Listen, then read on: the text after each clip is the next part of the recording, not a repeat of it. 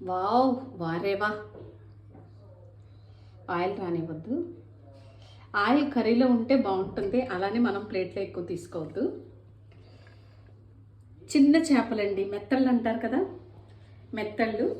ఇక్కడ ఏమంటారు నాకైతే తెలీదు. చిన్న చేపలు, ఈ కూర అనమాట. బా ఎప్పుడు తినేయాలనిపిస్తుంది. మీకు ఫస్ట్ ముద్ద పెట్టిన తర్వాత నేను తింటా.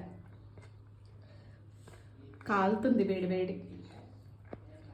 ఇది ఇలా ముద్దకొక ముక్క తింటే అదుర్స్, వేరే లెవెల్. ముద్దకొక ముద్ద పెట్టుకోవాలి, ముద్దకొకటి. ఎంత బాగుందో, సూపర్ సూపర్ అంటే సూపర్. ఈరోజు స్పెషల్